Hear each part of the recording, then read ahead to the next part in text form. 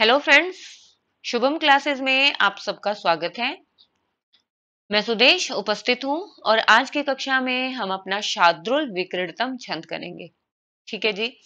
तो सबसे पहले आप हमारे शुभम क्लासेस चैनल को सब्सक्राइब कर लें। तो आइए देखते हैं, जो हमारा शार्दूल विकृत छंद है वो 19वीं जाति का है। वो कौन सी जाति का है? वो हमारा 19वीं जाति का है।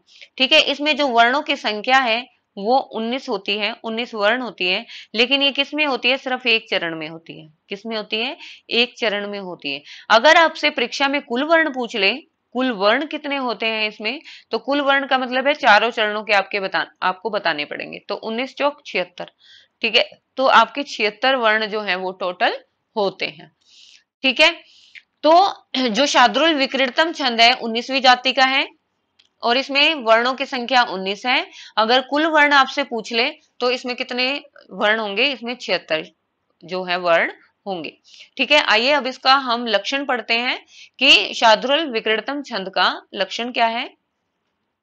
देखिए, जो लक्षण है हमारा, ये क्या है? लक्षण है हमारा सूर्याश्वमसजस्तता सगुर्वः शार्दूलविक्रीडितम्।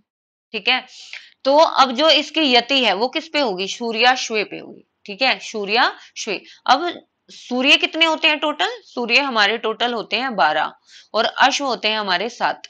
ठीक है, अश्व कितने होते हैं? 7 होते हैं। अब इसमें जो गण है वो कौन कौन से होंगे? देखो, मगण, उसके बाद क्या है? सगण, उसके बाद क्या है? जगण, उसके बाद फिर से आपको क्या दिखाई दे रहा है? सगण, देन दो तगण है, दो क्या है? तगण है। और ये जो गण है वो किसके साथ होंगे? सगुरु, एक गुरु भी साथ में होगा इनके। ठीक है, लास्ट में एक आपको क्या दिखाई देगा? एक गुरु भी दिखाई देगा। तो इन गणों से युक्त जो छंद होता है वो कौन सा छंद होता है? शार्दूल विक्रीड़तम छंद। ठीक है, अब मैंने इसमें आपको बताए 12 सूर्य होते हैं और 7 अश्व होते हैं। अब 12 सूर्य कौन कौन से होते हैं एक बार देख लेते हैं कि 12 सूर्य कौन कौन से हैं। 12 सूर्य हमारे सूर्याय, मित्राय, रवि, भान्वे, खगाय, पुष्णे, हिरण्यगर्भाय, मारीचाय, आदित्याय, सावित्रे, आकार राय, भास्कर आय, ये हमारे 12 क्या हैं? सूर्य हैं। ठीक है, ये जो प्रश्न है सूर्य का, ये आपसे पूछा नहीं जाएगा, लेकिन आपको इनकी नॉलेज होनी चाहिए कि 12 सूर्य आखिर होते कौन से हैं। ठीक है, उसके बाद है 7 सूर्य, 7 अश्व। 7 अश्व कौन कौन से होते हैं? संस्कृत में गायत्री, बृहति, उष्णिक, जगति, त्रिष्टुप, अनुष्टुप और पंक्ति। ठीक है, ये क्या है? हमारे 7 अश्व हैं। ठीक है, अब इसका जो उदाहरण है शार्दूल विक्रीड़तम छंद का वो देख लेते हैं एक बार। सबने पढ़ा हुआ है, सरस्वती वंदना है। ठीक है, ये जो है ये जो वंदना है ये हमारे शार्दूल विक्रीड़तम छंद में है। ठीक है, या कुंदेन्दु तुषारिहार धवला या शुभ्र वस्त्रावृता।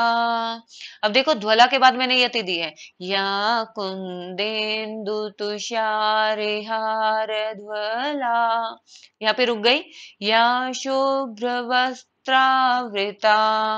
अब देखो, मैंने आपको क्या बताया था कि इसकी जो यति है ना वो या तो 12 पे होगी, फिर उसके बाद 7 पे होगी। ठीक है, तो हम इसमें देख रहे हैं 12 पे, यानी यहाँ पर हमने यति लिए तो यहाँ तक हमारे 12 वर्ण होने चाहिए। 1 2 3 4 5 6 7 8 9 10 11 12, 12 वर्ण हो गए। फिर यति है, उसके बाद कितने पे यति होती है? 7 पे। तो 7 वर्ण काउंट करते हैं, 1 2 3 4 5 6 और लास्ट में गुरु 7। ठीक है, तो यहाँ पे आ गई।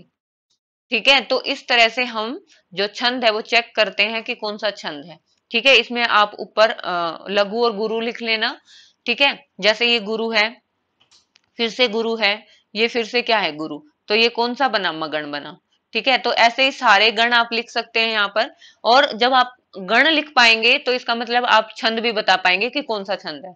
ठीक है, क्योंकि अगर हमें गण का पता चल जाता है कि इस पे कौन कौन से गण हैं और उस पे उसके साथ साथ हमें क्या याद है? शार्दूल विक्रीड़तम छंद का जो लक्षण है कि सूर्याश्वेमसजस्तता सगुर्वा शार्दूल विक्रीडितम। अगर हमें ये याद है तो हम बता सकते हैं कौन सा छंद है आराम से। ठीक है, इसके बाद हम दूसरा एग्जांपल लेते हैं अपना। देखिए दूसरा एग्जाम्पल क्या है। ये जो एग्जाम्पल है वो कहाँ से लिया गया है, अभिज्ञान शाकुंतलम के चौथे अंक से लिया गया है। और सबको पता है कि अभिज्ञान शाकुंतलम में जो चौथा अंक है वो कितना ज्यादा इंपॉर्टेंट है। और चौथे अंक में भी हमारा क्या चीज इंपॉर्टेंट है, श्लोक चतुष्टयम प्रसिद्ध है ना, वो सबसे रम्य है। ठीक है जी। तो देखो ये जो श्लोक है, यास्यत्यधशकुन्तलेति हृदयम् संस्पृष्टम् उत्कंठया। ठीक है। अब जो ये श्लोक है ये आपका पेपर में आएगा, ठीक है, या पेपर में होगा, तो आपको कैसे देखना है, ये शार्दूल विक्रीड़तम छंद है। सबसे पहले आप गण लिख लेंगे। ठीक है, गण लिखने के लिए आपको लघु और गुरु लिखना पड़ेगा। तो ये लिख लेती हूँ मैं, ये भी एस होगा, ये एस होगा, फिर आई होगा। ठीक है, फिर ये लघु है, फिर ये गुरु है क्योंकि आधा न पड़ा है पीछे। त को लघु करेंगे, ल को ए की मात्रा, ये हमारा गुरु है। फिर त को छोटी की मात्रा लघु है, ये लघु है, फिर से लघु है, फिर ये गुरु है। ठीक है, तो एस एस एस ये क्या बना, मगण। आई आई एस ये क्या बनेगा, हमारा सगण है ना। ये तो आपको सबको पता ही है, लिख लेना। यमाता राज भानसल का, जैसे ही छंद का लक्षण दिख जाए, छंद का क्वेश्चन आपको दिख जाए, तो यमाता राज भानसल का फटाफट लिख दो। ठीक है, यहाँ से हम गण चेक कर लेते हैं। ठीक है जी। उसके बाद संस्पृष्टम उत्कंठया, इसको लिखेंगे, ये एस है, फिर ये फिर से दीर्घ है। ठीक है, फिर ट जो है हमारा लघु है। म उ आधा त पीछे पड़ा है तो ये हमारा गुरु है। ये क ठ ये आधा पड़ा है तो पीछे ये गुरु है। ठ हमारा क्या है, लघु है, और यह हमारा क्या है, गुरु है। ठीक है, उसके बाद ये सगण हो गया, ये है हमारा जगण। ठीक है, फिर से ये क्या बन रहा है, सगण। ठीक है, ये क्या है, तगण। ठीक है, फिर से एस एस आई है, फिर से दूसरा तगण, और लास्ट में क्या है, एक गुरु होगा। ठीक है, तो यास्यत्यध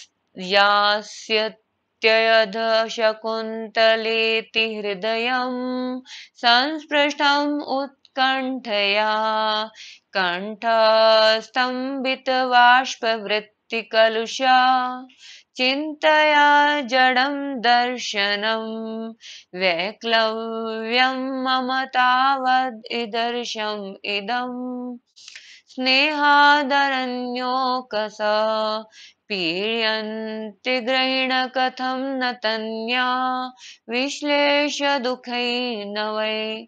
ठीक है, तो इस प्रकार से आप ये छंद जो है वो याद रख सकते हैं कि ये शार्दूल विकृत छंद होगा। देखो मेन एग्जाम में हमें क्या करना होता है, आपको एग्जाम्पल दिया हुआ होगा। ठीक है, और आपको सिंपल बताना है ये कौन सा छंद है। सबसे पहले इस छंद के बारे में आपको 2 से 3 बातें बिल्कुल गांठ बांध लो, ये आपको पता होनी चाहिए। शार्दूल विकृत जो छंद है वो हमारा 19वीं जाति का है। इसमें एक चरण में 19 वर्ण होते हैं।